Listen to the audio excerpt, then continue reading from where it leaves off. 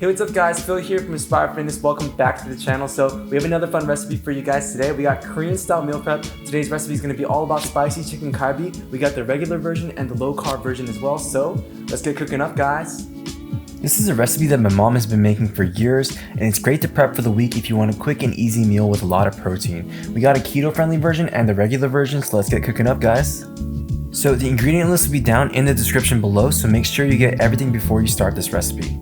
We're going to be starting it off with 1 pound of chicken breast. We got 4 to 5 green onions, a quarter of a cabbage, a little bit of carrot, half an onion, and this step is optional, but you can get 1 sweet potato. We got 3 tablespoons of Korean chili paste and 2 tablespoons of Korean chili powder, 3 tablespoons of garlic and 2 tablespoons of minced ginger, 2 tablespoons of rice cooking wine, 1 tablespoon of this rice syrup, and 1 tablespoon of oyster sauce as well, 3 tablespoons of Monkfruit sweetener, a little bit of black pepper, 1 tablespoon of each soy sauce and sesame oil, half a cup of rice cakes. This step is totally optional if you want to keep it keto friendly, 1 cup of water, and that is it for the ingredient list, guys. So let's start it off by making the marinade that will flavor our chicken breast. This stuff is really amazing. It has a sweet, savory, and spicy flavor that goes well with any protein. Let's start it off with 6 tablespoons of soy sauce here. We only used 5 for the recipe when we made it, so make sure to go for 6 because it was a little bit bland. We got 2 tablespoons of Korean chili powder. There's a lot of spice in this, guys, so if you guys can't handle it, make sure to go easy on this. Up next, we got 3 tablespoons of Monkfruit sweetener. This stuff is pretty amazing, guys. It tastes like sugar and it has no calories, so make sure your pantry is always filled with this stuff. So now we got 3 tablespoons of Gochujang. This is going to add a lot of sweetness and a lot of spice and heat to the flavor as well. Then we got 3 tablespoons of garlic. It's an Asian dish, so we need to put some garlic in here, right? It's gonna add a lot of flavor. And come on guys, it's garlic. It's like the best thing ever, right?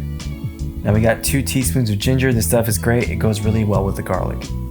And now we're ending the marinade with 2 tablespoons of rice cooking wine and 1 tablespoon of oyster sauce. The rice cooking wine adds a little bit of bitterness to the dish if you like that. We do, so we added 2 tablespoons, and the oyster sauce is there to add some more savory flavors.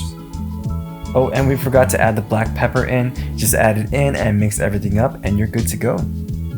We just got one more piece of prep, which is going to be to cut up our veggies. This is a really easy recipe as it really doesn't require any cooking skills at all. We're just going to roughly chop them up as these nice big chunks of veggies will wilt in the pan as we boil them in the water and the marinade that we made from earlier. It's kind of similar to hot pot as it captures all the flavor from the surrounding liquid. You don't really end up with this soup, however, you get this sauce that is packed with some really awesome Korean flavors.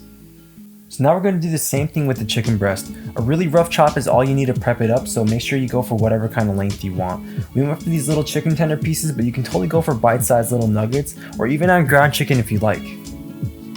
Now we're going to put the chicken into a bowl and mix it with half the marinade that we made from earlier. Let it sit for 30 minutes or an hour and it will capture all of those flavors. You want to make sure to leave half the marinade as well for the vegetables when we cook it up into the pan. So let's get cooking up. Let's add the chicken into a pan without any oil and almost immediately pour a quarter cup of water with the chicken. We want to make sure we're on a medium heat or the sugars in the sauce will burn. Put the water with the chicken and allow for the chicken to cook simultaneously while making a sauce here at the same time. After a minute or 2 of cooking, let's add in the Korean sweet potato and allow it to boil in the water as well. If you want to keep this meal keto, then make sure to skip out on the sweet potato and just add in some more veggies like cabbage or bean sprouts. These generally have a very small portion of carbs, so it can definitely fit into a keto diet. After cooking the chicken for 5 to 8 minutes, let's add in the veggies that we cut from earlier. The chicken and sweet potato take the longest to cook, so make sure they're mostly cooked at this point. After adding in the veggies, let's turn the heat to low and let it simmer for another 10 minutes. A lot of the liquid will come out from the vegetables and the chicken as well, which will add on to the flavor of the sauce that comes out of this dish. Put a lid on it and wait for the dish to be completed. And there you guys go, you got this awesome chicken dish that is sweet, spicy, savory, and garlicky. I love eating this and it's a really great way to get your protein in. A lot of Korean cuisine has to do with wrapping your food in lettuce, which is called sam. This is definitely one of those dishes that will go well with some veggies, and you can keep your carbs to a minimum while getting some really awesome flavor. If you follow the recipe, then you'll get 4 meals for the week. This is super easy to reheat and you can have food ready in less than 5 minutes. Just pack the chicken into a container and microwave for 3 minutes on high heat. Take it out and get some lettuce wraps or some perilla leaves, also referred to gendnip in Korean, and make yourself some really high protein wraps. This is really the beauty of meal prepping, especially if you're someone with a busy schedule and can't spend the time to cook every day. Making high protein meals ahead of time really ensures that you won't be missing out on your protein goals. Alright guys, so that is it for the recipe. When we eat these, we usually like to get the biggest piece here. So I'm gonna go for the biggest lettuce wrap here. And we just go in one bite, and that's how it really goes. So this is kind of like a new thing we're doing with the outros. So I want to try out the food with you guys. So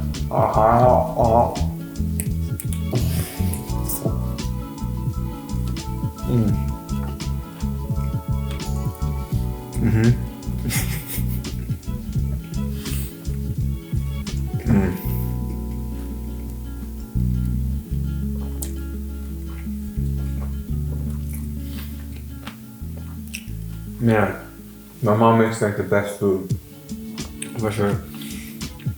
When I eat Korean food, I only eat it for my mom. Man, she's like the best cook ever. Isn't that right? Okay. But yeah, if you guys want to help support the channel too, I just want to take this time to talk about the cookbook that we have on the channel or on the website. So you guys can go check it out. Right now we're having a sale. It's $13.99. If you do want to help support the channel, it would mean the world to us. Bye, Alfie. Yeah, it'd be awesome if you guys can look at the cookbook, check it out. And yeah, if you guys want some more like Asian recipes, we also have like an ebook in there regarding like, fitness, the 5 steps to get your abs. And we also have worksheets on how you can like set up your meal plan with that cookbook. So if you guys want to check it out, feel free to do so. I'll put the link in the description so you guys can check it out.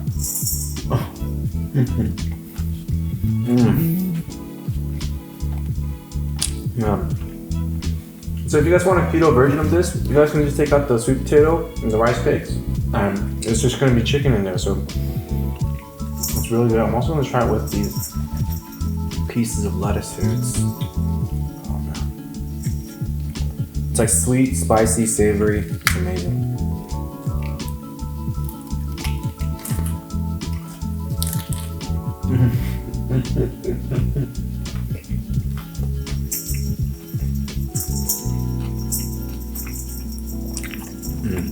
But it's so much better with the rice cake. So yeah, that is it for the video, guys. Hope you like our content. Yeah, it was a lot of fun to make. Thank you to my mom for making this amazing food. And yeah, try it out for yourselves, guys, and let us know what kind of food you guys would like to eat. And we'll love to make it for you guys. So yeah, we hope to see you guys in the next one.